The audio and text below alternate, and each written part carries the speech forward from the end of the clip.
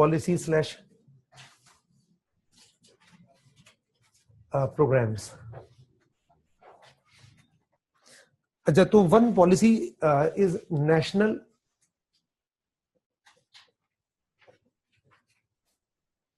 agricultural policy 2000.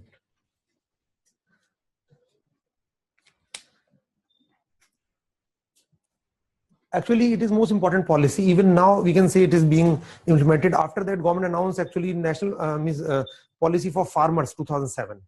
So that actually what basic framework was provided for agricultural sector, basic framework was provided only in this policy.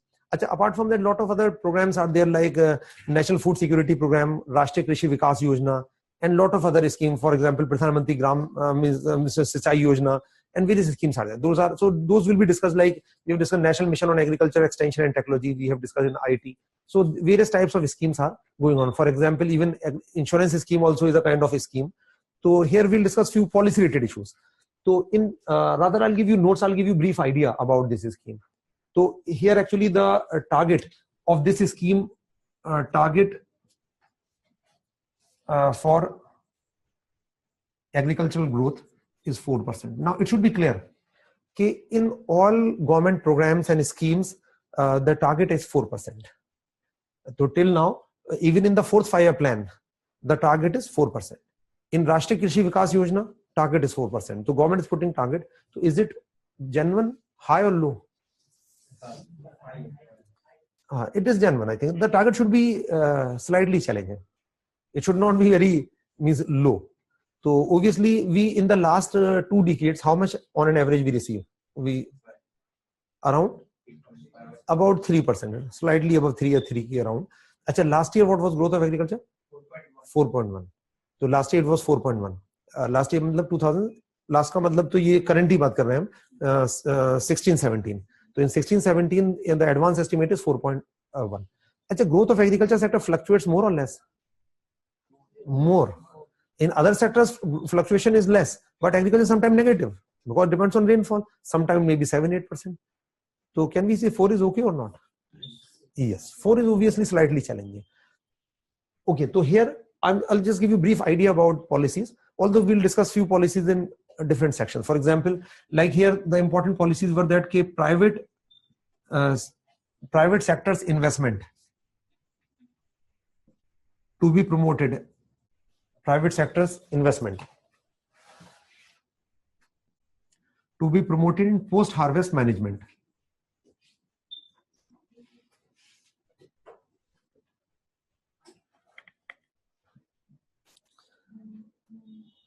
Post-harvest management, especially through PPPs.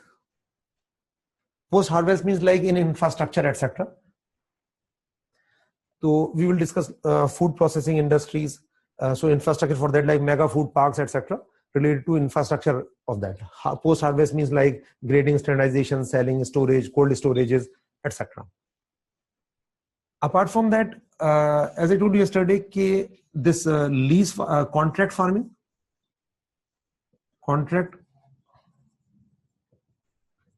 and lease.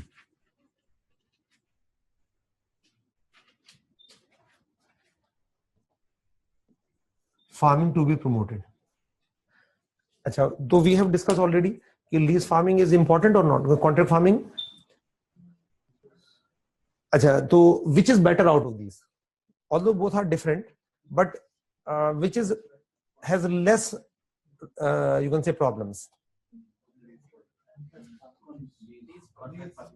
Which has, there are pros and cons. Where cons are less, which is almost non-controversial. Means controversies are least in which case? Lease or contract? Contract farming. So here this are least actually here. Because the only thing is that farmer has to enter into contract, I will sell this much crop. So here farmer retain hold. The only thing sometimes we say the farmer may be selling same crop for long. So may reduce crop diversification or may put some, but not a major issue actually. Sometimes other things the farmer may be exploited by that. So I told you already, government is in 2003 in Model APMC Act 2003. Government actually there's a separate chapter on lease farming.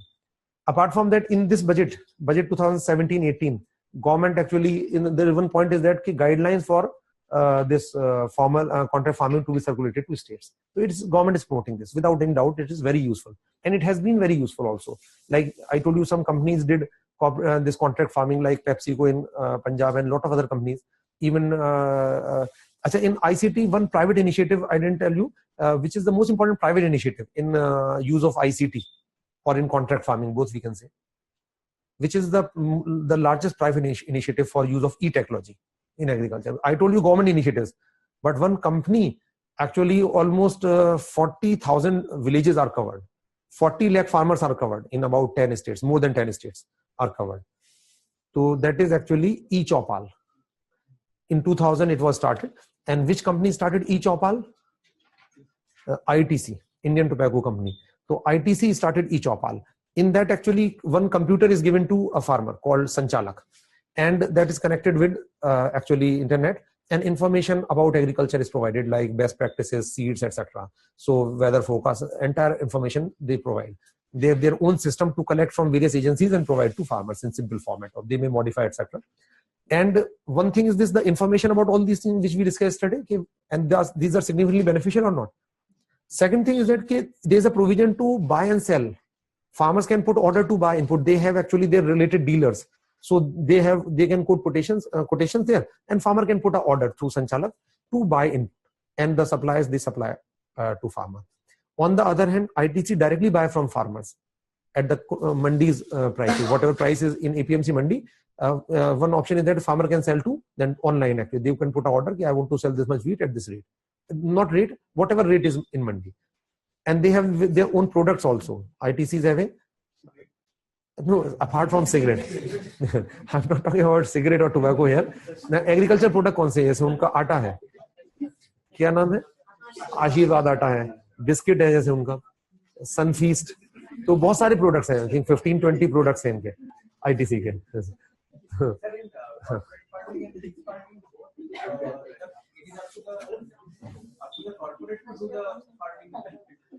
No, lease, no, contract farming, farmer enter into a contract to a food processor, to a retailer, to an exporter, anybody actually.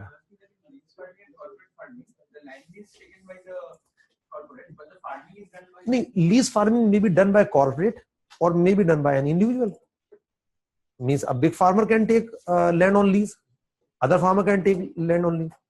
Achha, so government is promoting this, I told you. Achha, as far as lease farming is also concerned, so even actually lease is by corporates or by farmers also. Farmer can also take lease.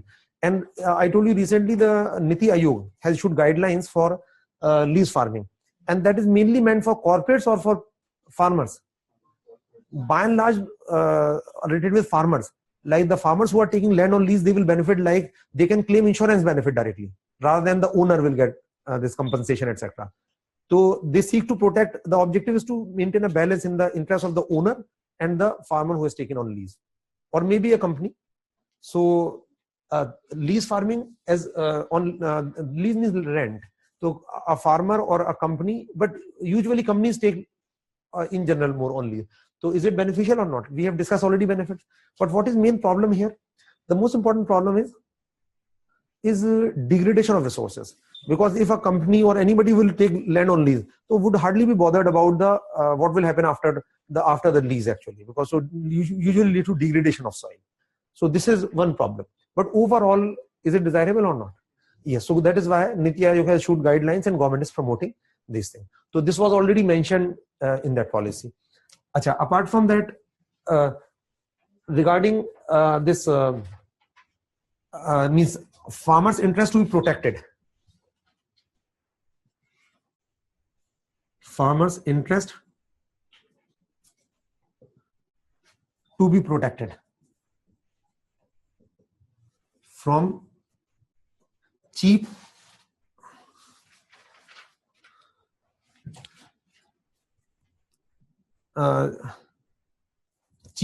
imports or surge in imports. Cheap imports or surge in imports. Achha, farmers may be affected or not, because developed countries are providing huge subsidies. So most of the developed countries are providing subsidy up to 40 or some up to 50% on some crops. It means that subsidy will reduce price. Then the imported item will be cheaper than here. So it may be cheaper than the cost of production. So farmer would have to sell at the same price. Otherwise nobody will buy. So farmer will lose or not. If the import price will reduce, or if there is a surge in import, then actually farmer may lose. As per WTO norms, we can impose custom duties, but there are limitations on that. So we may not be able to impose so much duty to give adequate protection to our farmer. So it was decided that government of India will negotiate in WTO for this aspect. And then government of India negotiated actually, and rather all developing countries, to protect farmers in these two cases.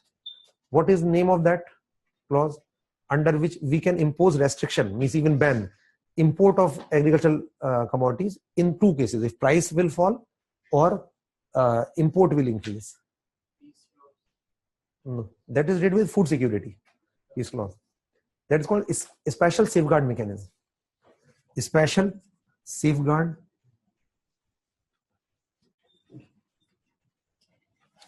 mechanism.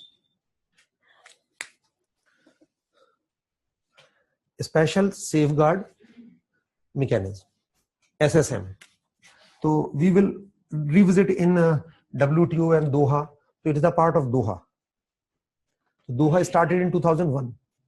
And so in Doha it was presented. So special safeguard mechanism is a very important thing to protect interests of farmers in WTO. I think it is clear. Apart from that, it seeks to promote R&D by promote R&D. But what is the main problem in R&D?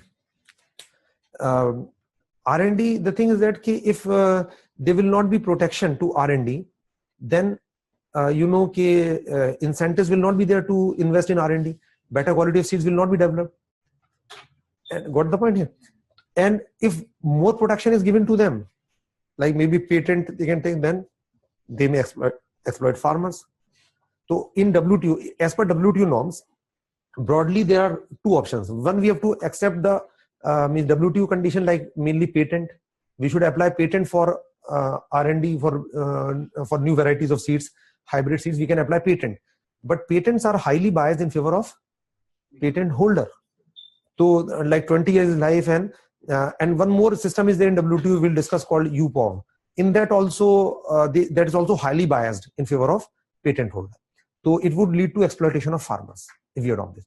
So in WTO there is a condition: either you accept apply patent to seeds, or EUPAV, International Union for Protection of New Varieties of Seed, EUPAV. So European countries have signed that. So either this, both are almost similar. And third is sui generis. Sui generis means of your own kind. So which option is better to promote R&D? So patent or EUPAV or our own law? Sui generis. So sui generis means of your own kind. So government actually decided that we have to protect interests of farmers, and so government passed a law in 2000. What is that law? To promote R&D, protection of plant varieties and farmers' rights Act 2001. Protection of Plant Varieties and Farmers' Rights Act 2001. Protection of Plant Varieties and Farmers' Rights Act 2001. So Protection of Plant Varieties and Farmers' Rights Act. What is now name of this act? Because three options were there. So in WTO we will revisit this. Patent and EUPAV both are highly biased in favor of patent holder. So why name? Two parts are there: protection of plant varieties and farmers' rights. Now, do we need to give protection to IP? Yes or no? Why? Otherwise, incentive will be there for R&D. Otherwise, no incentive will be there. So, is it important to give incentive to R&D? And is it crucial for increasing productivity? Yes, this is the most important thing actually to increase productivity. But if we will give more protection to that, then it will establish monopoly. Like in that the WTO agreement, other both options is that the patent holder, they have to decide price, and they may be charging very high royalty. They may say you have to give at least 1/3 output to us against the seed, or and in that there was a provision that every year farmer has to give royalty. So actually they were highly biased in favor of developer. So farmers may be exploited or not. The thing is that if the royalty may be too high, do you think society would benefit? Because a major part they have to give to that company. So that company will gain rather on the benefit of and if farmer have to give 1/3, farmer cannot sell at cheaper rate, will charge high. So farmers' profit will reduce. Society have to bear a burden, and who will get money? The developer. So there should be a balance or not. That is why name is that protection of plant varieties and farmers' rights. It means that it would make a balance in the interest of developer, and the farmers should also be protected. So in this, actually farmers have to pay royalty once only, and that seed could be used in next crops without paying royalty. So only once royalty is paid, and that seed could be used for next crop. I think got the point. So this act was passed. So as per this WTO commitment also, we have to pass this act. Achha, apart from that, other things that like agriculture to be given actually industry status in terms of agricultural credit to be enhanced. So agriculture credit to be enhanced. Or industry status means actually the norm should be somewhat similar to that, which is for industrial or institutional lending. So government set up one committee, also Professor V.S. Vyas committee, and government actually increase credit for agriculture. So government has been putting higher and higher targets for agricultural lending. Okay, similarly increase, enhance insurance cover. Insurance cover, to one new scheme was launched. Which scheme? FIIS in 2003. So I told you already, farm income insurance scheme, it was a more comprehensive scheme, but it failed, as I told you. So insurance cover to be increased. Apart from that, government also decided that there should be a holistic development of agriculture and allied sectors. So there are a lot of schemes for animal husbandry and other things. So holistic development of agriculture and allied activities. So animal husbandry, fishing, and other means allied activities are giving some incentive, and there are some schemes for that.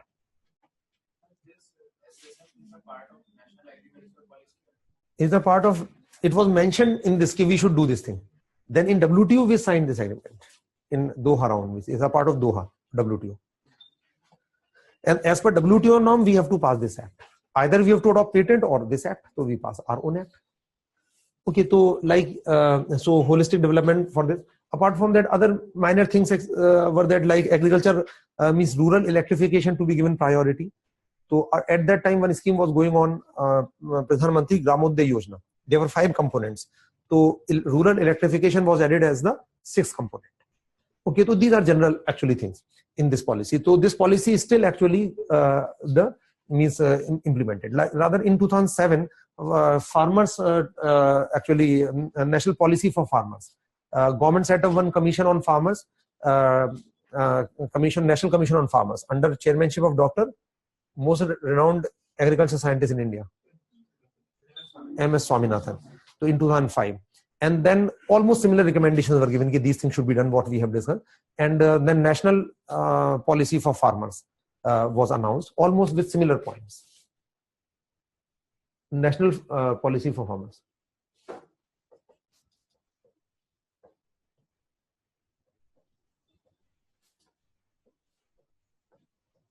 In 2007.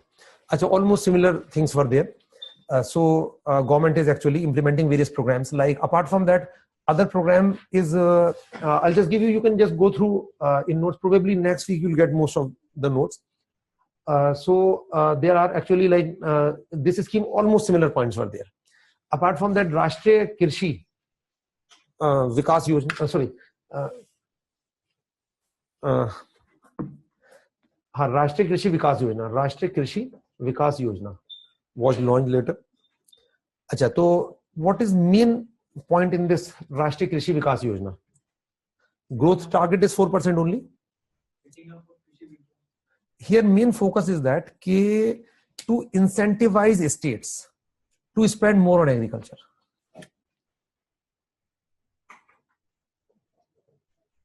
Incentivize states to increase expenditure on agriculture.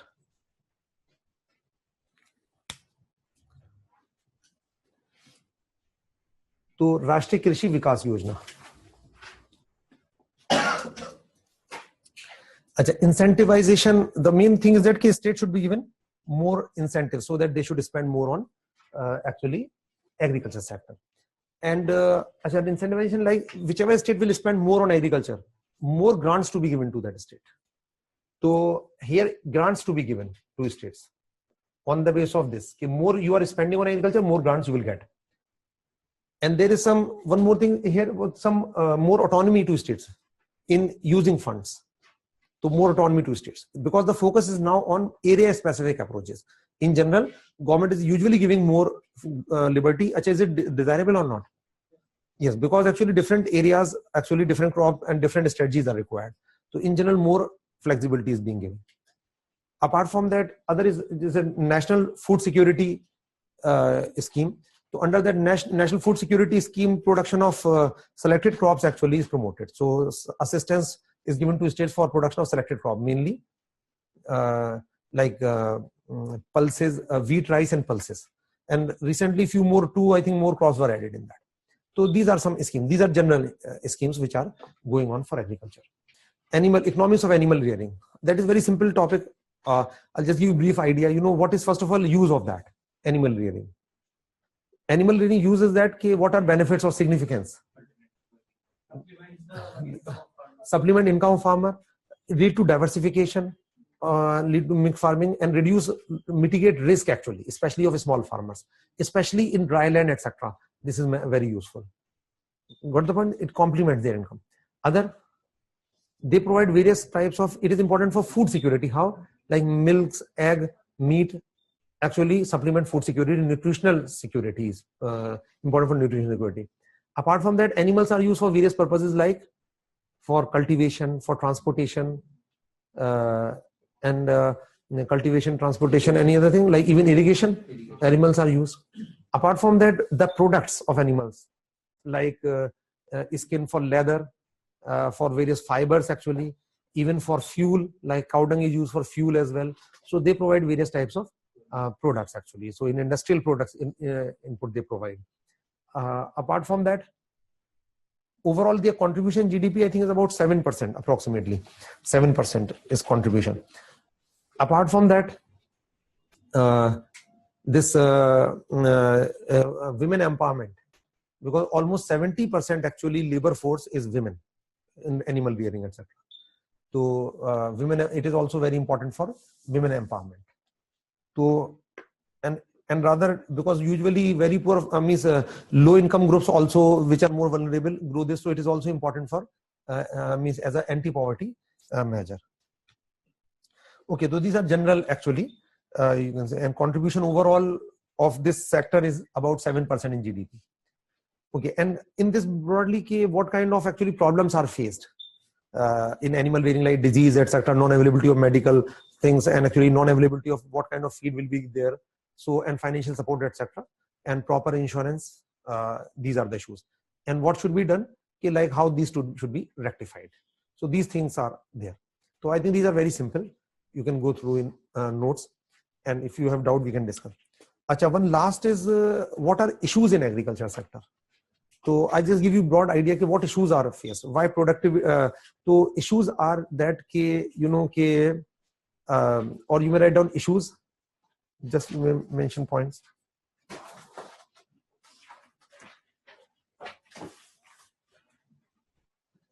One issue is that low productivity. Productivity is high or low in India? Is very low actually. So productivity is quite low. Acha. And like in comparison to China, in major crops, it is about 30 to 40% less. Like if we are growing, China is growing 100 kg, we are growing 60 to 70 kg. In most of the crops, the productivity is less than world average. And even there are significant variations in productivity. Like in certain regions, especially Punjab, Haryana, productivity of wheat rice is much higher as compared to other regions. Because of these problems we have discussed, HYV seeds are mainly used there. Other is actually cereal centric. Agriculture has become cereal centric. Cereal centric, why? Because of mainly MSP regime. Because HYV seeds remain confined to this, so HYV regime actually distorted this. Cereal centric. Other problem is that inappropriate irrigation. Inappropriate irrigation methods.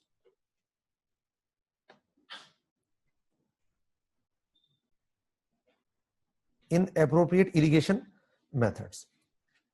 So we use, which is the most prominent irrigation? We use actually the method of irrigation. I'm talking not of sources. Flood irrigation is used. So flood irrigation is almost 95% is flood irrigation overall. Flood irrigation in India, we use 2 to 4 times water. So 2 to 4 times more water. Or just mention, India uses 2 to 4 times more water.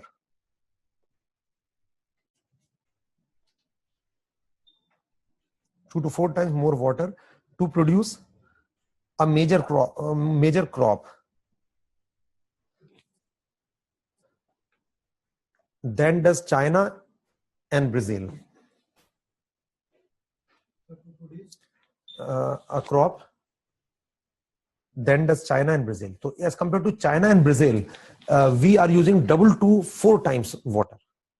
So use of water is very high. It is highly water means, and this is inefficient way of using water. Means others actually conserve water, other method like sprinkler or irrigation, and they also increase productivity also. And even in this is, I'm giving you this content from economic survey. So, but not this year, last year's economic survey. So last year economic survey has dealt much on this issue. So, and it said that we are even exporting water. How water export? Because we are exporting mainly most important item is most important is rice. Rice is very much water intensive, and we are importing mainly this pulses and edible oil. Oil seeds and pulses are not water intensive, so we are importing much less water content and exporting much more. And whatever crop rice we are producing, we are using almost double to 4 times more water than other countries are using in that. So there's a lot of actually mismanagement of this. Another point is this low income of farmers.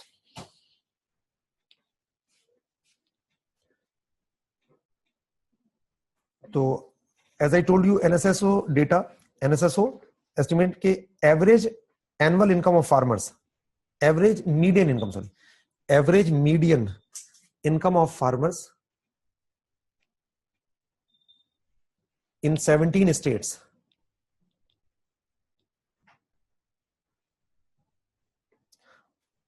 was less than 20,000. 17 states was less than 20,000.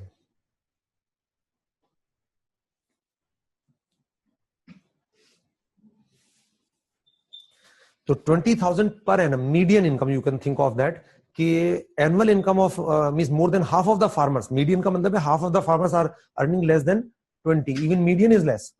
So income is very low actually, because productivity is low, and lot of farmers. Less productivity means less production, and that is divided among half of the population. Another thing is lack of investment in agricultural research. Lack of spending in agricultural research.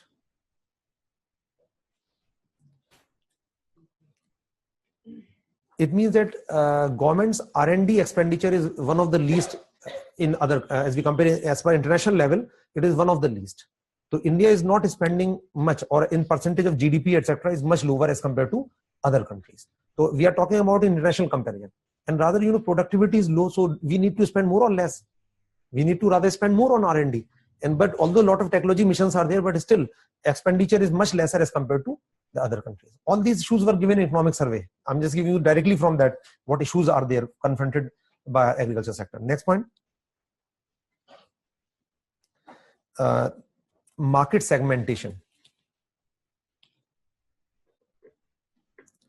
Market segmentation. What is the meaning of market segmentation? Especially because of which thing? Goods could not be moved from one area to another area because of the problem in APMC. APMC has actually prevented from creation of market. Even before that, actually 2 years back in economic survey, there was a chapter on creating national market for agricultural commodities. And that entire chapter was on APMC. They have highlighted various problems in APMC. So we have discussed already the problems in APMC. The farmers have to sell only in local market. So there may be surplus in market, there may be shortage in one market, goods could not be transported easily, middlemen, etc. misuse. So these problems were mentioned in the economic survey actually. Other problems, other issues. Next few more points you mentioned. What are other problems? Just tell me what are the main problems. Yes, small land holdings, small size of land holdings. Just 2 minutes. A small size of land holdings means 86% land holdings are small and marginal. I gave you data already. They are uneconomical. I told you already. Other problem? नहीं, excess तो नहीं कहेंगे हम, but ये कहेंगे कि inappropriate. Sometimes some farmers don't have fertilizer. Some are using much more a substitute cheap fertilizer. So we can say inappropriate use of fertilizers. So, but that is very much you can say distorted. So inappropriate use of fertilizers. Inappropriate in the sense that some farmers actually are not using much fertilizers, and some farmers are using much more urea. Over dependence on urea. The major problem is over dependence on urea, and usually urea is used more than optimal. Actually, apart from that, even soil testing facilities are limited, so suboptimal in the sense that whatever nutrients are required, they don't use. Farmers don't use according to the requirement of nutrient. They use fertilizer on the basis of affordability. What is available? We have to apply fertilizer. Whichever is easily available, affordable, just apply that. I think what the point? That is inappropriate in the sense. Any other problem? Lab to farm, weak agriculture extension. You can say weak agriculture extension. Yesterday I gave you data also on that. Weak agricultural extension. Like 60% farmers, as per ANSO data, 59% exactly, they don't get information from government officers or universities, etc., research organizations of government. Other? Yes, irrigation. तो irrigation में हमने वो देख ही लिया ऐसे point, लेकिन ये 60% areas rain fed, तो limited irrigation facilities. मतलब irrigation is limited and method of irrigation is very inappropriate, like flood irrigation. So limited irrigation facility. Just 40% sown area is irrigated. Other problem? No. Lack of mechanization. Lack of mechanization. Other problem? Related to this is traditional techniques of production. Most of the farmers are using traditional techniques still. Traditional techniques of production.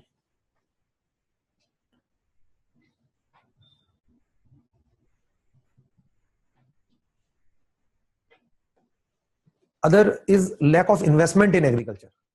Lack of investment.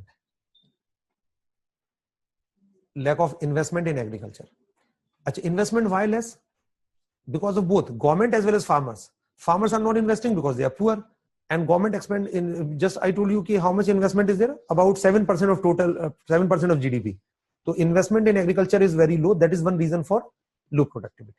The question they may ask, what are reasons for low productivity? Then these are reasons for low productivity: less investment, traditional techniques, lack of mechanization, small size of land holdings. These are all problems. So these things are interrelated, interdependent. Why income is low? Because productivity is low. I think what's the point? So these are general problems actually faced by agriculture sector. And what is to be done? These to be rectified. Okay, this is all here in agriculture. Then a few topics, like especially we have not discussed two topics. One is irrigation methods, types of irrigations. That will be taken up geography. Another is cropping pattern. Means which crop. Although we discussed, but in a different dimension. So especially these topics we have not touched. So that will be taken up in geography crop because that is related with the soil quality, climatic regions, etc. So in geography, that will be dealt in a better way.